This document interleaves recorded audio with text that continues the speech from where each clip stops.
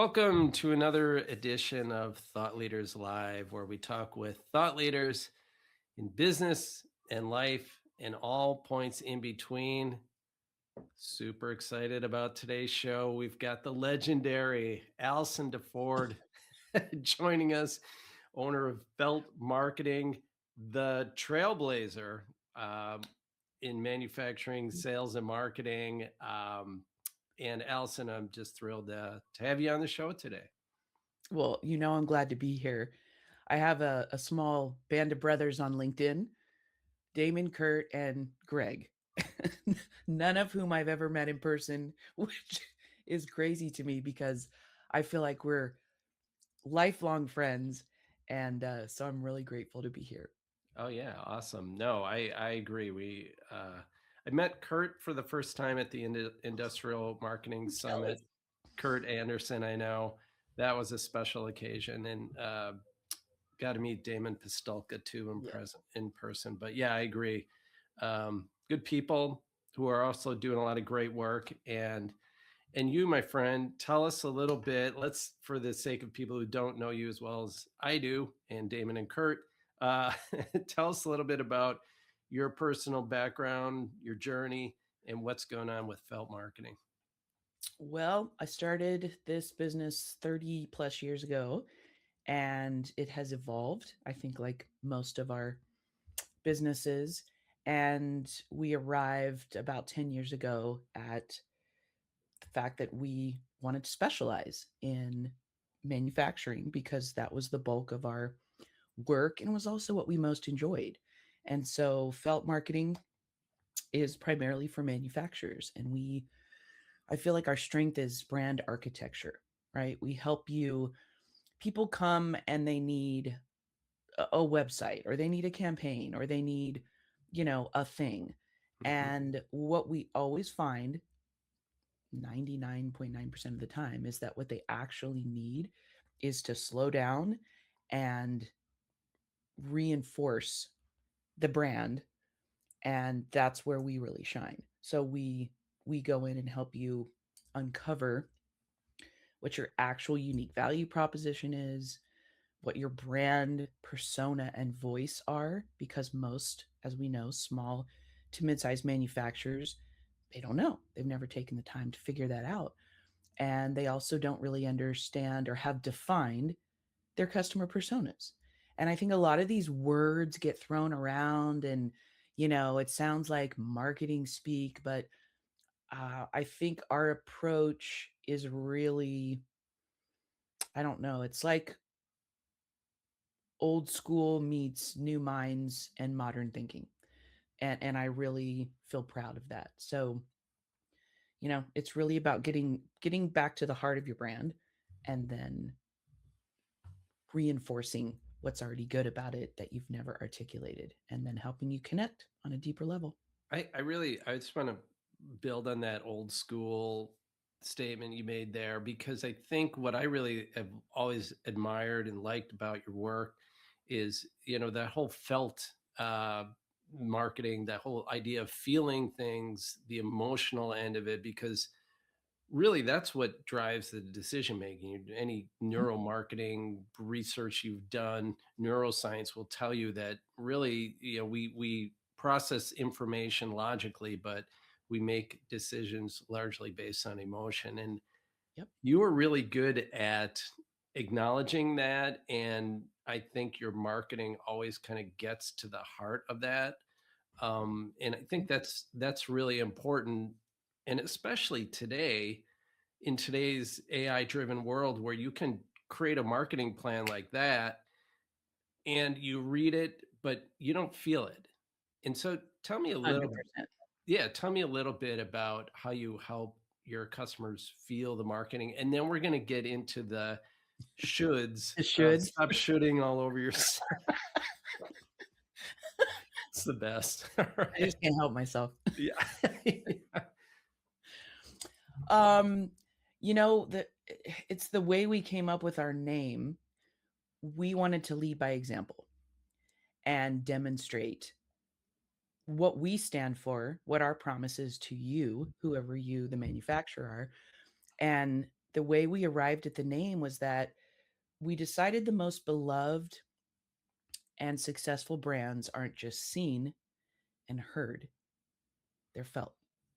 They make an emotional connection. And as you talk about for years, people have to know you, which that's part of marketing, right? They have to be able to find you and you have to get their attention. They have to like you and they have to trust you to purchase from you in the first place.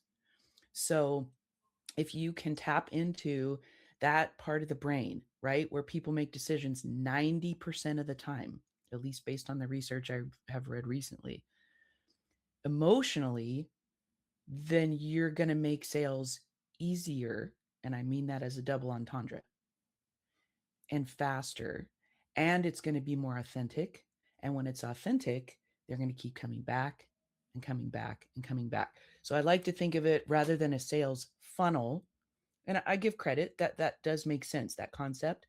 I think of it as a sales cycle and circle. So it's constantly and repurchase and repurchase and repurchase and nurture. So you're constantly, at least in my mind, if you're consistently nurturing after the sale and prior to the next one, you're doing more than just selling shit. You're building relationships, you're building that deeper connection.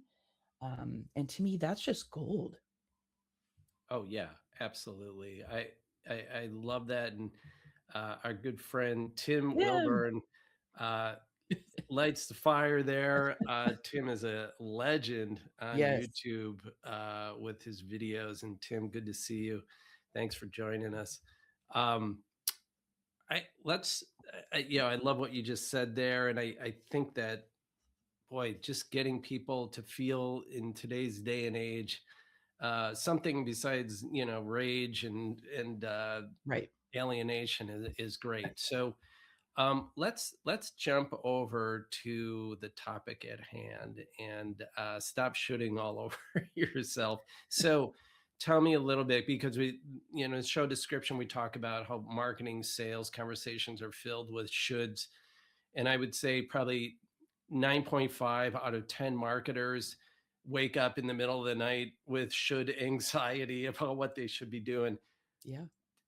And you want to talk about how to get that out of your vocabulary and replace it with intentional action. Can you kind of explain that to us a little bit?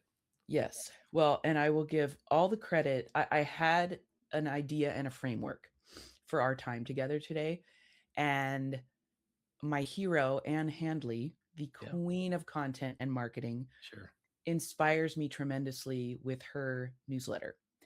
And I believe it arrived at the perfect time. And I completely restructured what I wanted to talk about today because what she brought up is exactly what we're talking about here.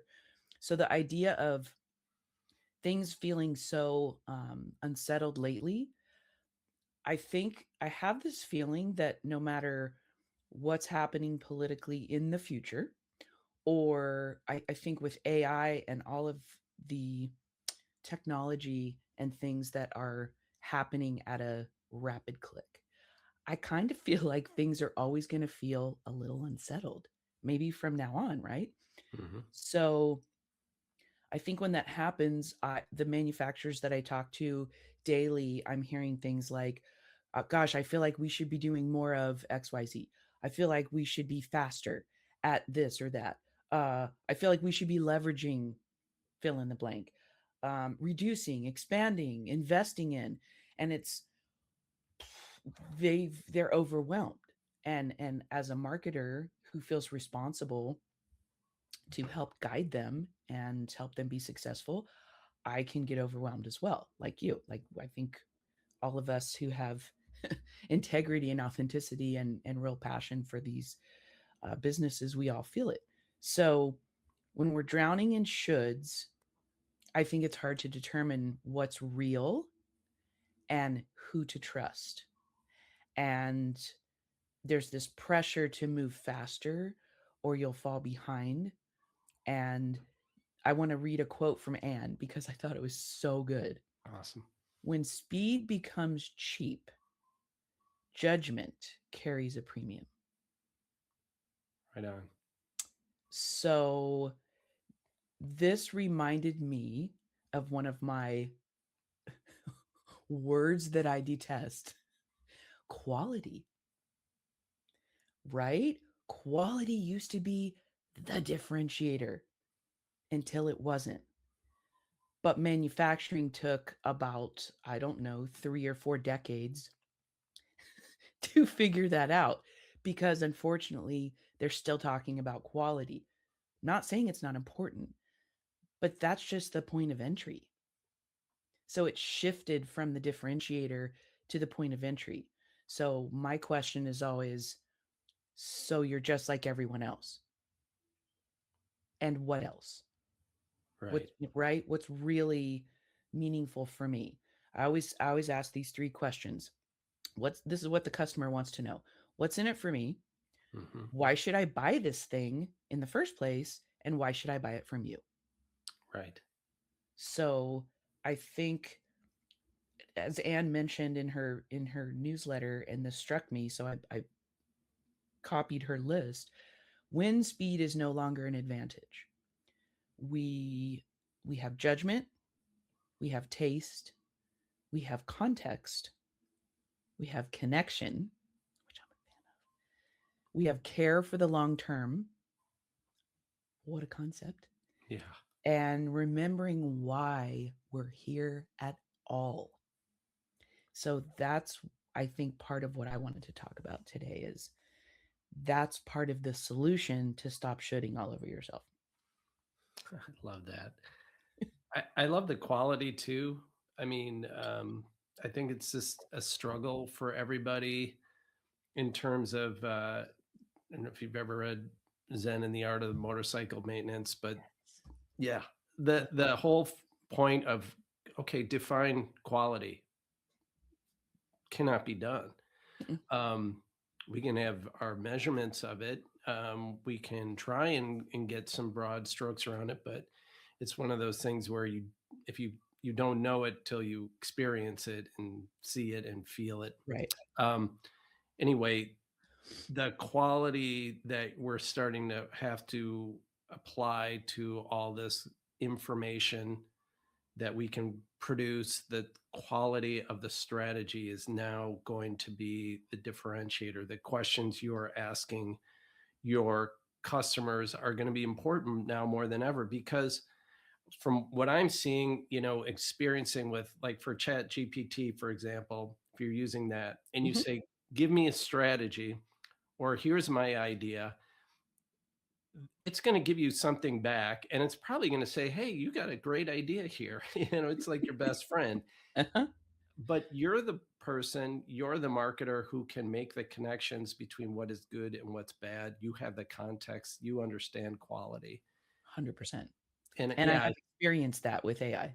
yeah. Oh, I think we all are. And I think we're all getting to that point where easy does not equate to excellence.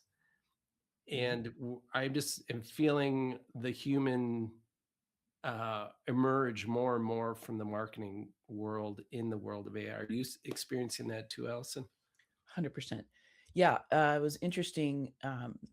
We used AI recently to work on some brand development and build out a brand guide for a client. And I thought, okay, we'll give this a try, right? Yeah, We'll see if it adds, because to me, it's just a tool. yeah, Um, the tool that couples with this tool and this tool, right? Because there's something said for 30 years of experience, and I value that. So I put in the criteria, and it gave me something. And at first blush, you're like, wow, amazing. That took 60 seconds. And you start reading it. And I'm like, no, right. this is what, and so literally for two over the course of like 3 days, and not all day, obviously, because of my input, because of my experience, because of my direction, it continued to change it and improve it and refine it until finally we got to a point and it was like, wow, I think you nailed it. And I thought, yeah, I did. You just helped me organize it.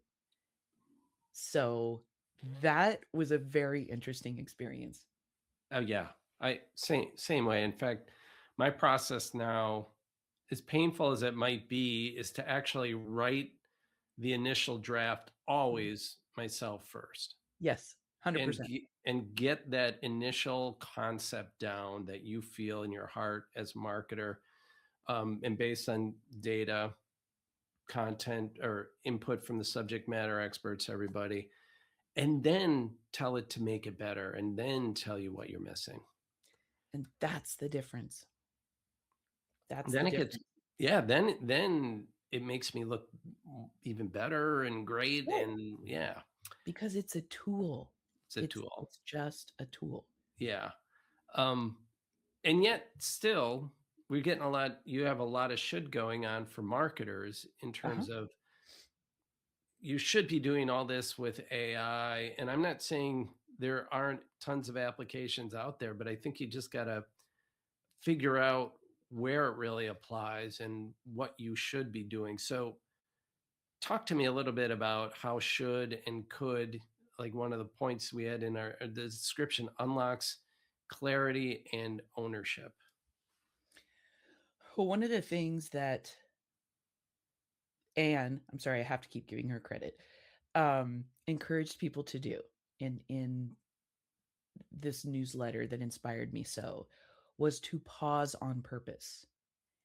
And I think that's how you interrupt this should cycle. Just take a beat. Stop for a second when you catch yourself in the should spiral and pause.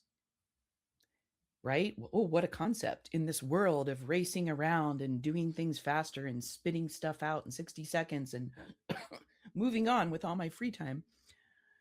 And ask these three questions. And I do this with my clients anyway. So this just made me so happy to reinforce it. Number one, is this worth doing? Bam. Stops me in my tracks. Yeah. And you think, well, I don't know, maybe not. Yeah. Ask yourself the question and determine, is this even worth doing? Two, is this actually helping someone? Which is the point of all of this, isn't it? I don't exist to sell. I always say this, and I'm sorry, I don't exist just to sell you shit. I exist because I want to be of service and I want to actually help you make a difference. So if you are selling a widget, I don't care. You can have two um, courses of action or two missions. If you just want to sell stuff, I'm not sure how sustainable that is long term. But if you really, the other path is if you really are on a mission to be of service and help people and make a difference long term, that's long term. That's sustainable. Um, and the third question is, would I approach this differently if the platform or algorithm changed tomorrow? Expand on that. Well, I think the thinking here is, I have, okay, a manufacturer says, okay, we need to do social media. Like, how many times have we heard this? Yeah. Okay, yes, you should probably do that, but let's talk about why. See, I always come back to the why. Who are we doing this for? Because the best marketing is not to market at people, it's to market on behalf of and for them. That's the difference with Yeah. really effective, authentic marketing. It's not just a speaker, right? It's a two-way conversation. You're listening and you're responding and you're inspiring and you're educating and you're listening again and you are, it's that's the whole point. And I think, so back to the social media thing. Okay, we want to do social media. Great. Who are you doing it for? And how are we going to help them? How are we going to inspire them? Should we be everywhere? Should we be on every platform? No. Be where your customers are. Well, I don't know where my customers are. Well, that's why we do some research and we figure out. So, see, all this connects. So, I think, and with algorithms changing, like, oh my God, it's insane and we have no control. And so, like I tell people, your social platforms, you don't own them. Those communities that you've built online, you don't own them. They own them. What you own is your email list, for example. Email, isn't that old school? Oh, no, no, no. Mhm. It's very much alive and well, and it works. And why? Because it's algorithm resistant. You control it. No one else does. And I always say this, well, what if Instagram blew up tomorrow? Or what if you've built your entire business on TikTok and it went away? Right. What are you going to do? Yeah. So I always feel like a healthy blend just makes sense, right? Right. Don't put all your eggs in one basket just because you think you should. You have got to slow down, pause on purpose, and ask yourself some of these questions. Yeah, I really like what you were saying about just the focus on helping your customer.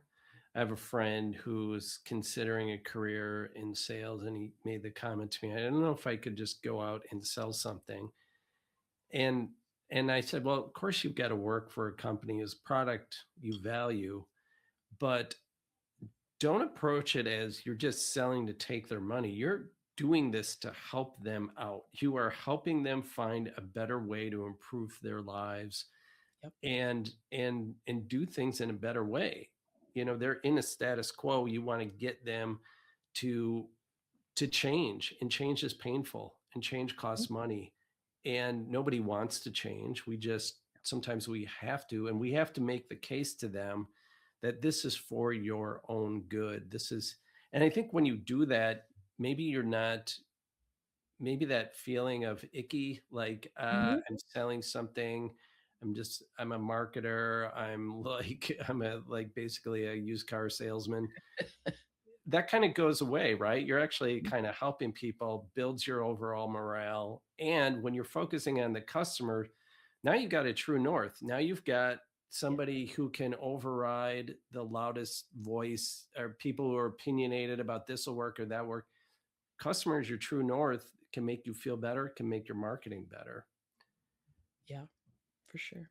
So how then how could you, we talk about goals, we're talking about teams, strategy, how, what could you do in terms of choosing the right path and setting that instead of should? How could you integrate the customer into your what you do?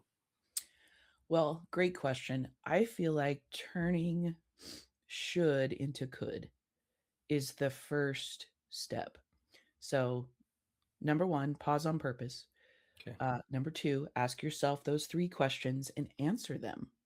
And don't do it by yourself. Yeah. And you and I talk about this all the time. Marketing and sales must work in unison. Marketing exists to make sales easier. Again, double entendre. Yeah. So we are here to support the sales team, and the sales team are the boots on the ground. So if we're working together to answer these questions, don't bring them in at the 10th hour and say, hey, this is what we came up with, which this is what happens all the time. And Yeah. sales are like, okay, Yeah. let's see how it works. No, that's as my mother used to say, that's bass backwards. So Don't do that. Bring them in the beginning, especially if you're the owner, and don't try to be the lone wolf. Like really turn to your team, and because a lot of times I'm working with the owner, and the first thing I say is, hey, let's bring in your sales team. Let's bring in, oftentimes they don't have a marketing person. That's why they call us, or they have a coordinator. We've all got to be at the table, and we've all got to share the information to uncover our true north, to uncover. And one of my favorite mentors, Steve Chandler, has this wonderful saying. He said, it's never the how to, it's the want to. So again, I think this goes back to, people say, how do we reach more people? How do we create more buzz? How do we increase sales? And I always come back and say, why do you want to? Because when you know why you want to and who you want to do it for. So again, I think the bottom line, to answer your question in a really long form, is to get clear, is to just get clear, and then turn the shoulds into coulds. Okay, this is what we could do, and then there's a step further. This is what we're going to do, and you set a course and you do it, but be willing to adapt along the way. Allison, talk to me a little bit about how you define when you're answering some of the questions about how you can help the customer. This is something where marketers always are struggling with. I know it's something we're trying to figure out every day. And how do we all have these things like we feel like this is what we should say to the customer. How do we know if what we're doing is working? Like, how do we figure out that those things that we think we could do are actually having impact and working, and that was the right choice instead of what we should do? Ooh, great question. Well, I think number one, you've got to pay attention. A lot of manufacturers want to set it and forget it Yeah. because they're busy putting out fires and they're doing their thing. And I understand that. I've been in that boat. So that's the other thing too, is I feel like we're the guinea pig, right? We never serve you something that we haven't already eaten or choked on ourselves. Learned the hard way. Uh, so number one, you've got to pay attention. You don't set it and forget it. This is a Right. long-term strategy game, whatever you want to call it, and the stakes are high. So number two, I think you want to measure. So don't be fooled by, wow, well, this is getting great impressions. Okay, well, that's important. But then you've got to also pay attention to engagement, sharing. How are people responding to what you're putting out there? And I always pay attention to this with clients, especially when they're a little, let's say, newer to social media, for example. And same with email. Most of them are not taking advantage of email and creating a real relationship through that. And so I'm always looking at engagement, really. And then also not just sales, but like, what are your customer service people hearing and seeing? What are your salespeople hearing and seeing? And to me, the indication that something is working is when pretty much all of these channels or touch points, if you will, are coming back with something, Yeah. and it keeps increasing. So it's like, yeah, conversations are happening, questions are coming in, sales are happening. This appears to be working. And if not, you got to adjust. Yeah. Yeah. uh, I always equate marketing to continuous improvement principles for manufacturers. Like, Yeah. you don't just make a product and stop there. I mean, you're always measuring it, trying to get it more efficient, improve it, all those things. So, Allison, we're at the top of the hour. This was awesome as usual. Um, if someone thinks that they could work with you and that they should work with you, how do they get a hold of you? They can find me on LinkedIn. I'm very easy to find. Allison DeFord. You can also shoot me an email, allison@feltmarketing.com, and I'd be happy to have a conversation. Thanks again for joining us, Allison. Always a pleasure talking shop with you. I was learn something new. Either you're sharing some insights or an angle I'd never thought about, or you're bringing some new, or helping me, decide whether what I did was right or wrong. So I really appreciate it. Well, I appreciate you, my friend. It's always a good time, and I always learn from you as well. Yeah. Okay. Thank you, then, all of you, for joining us on another edition of Thought Leaders Live.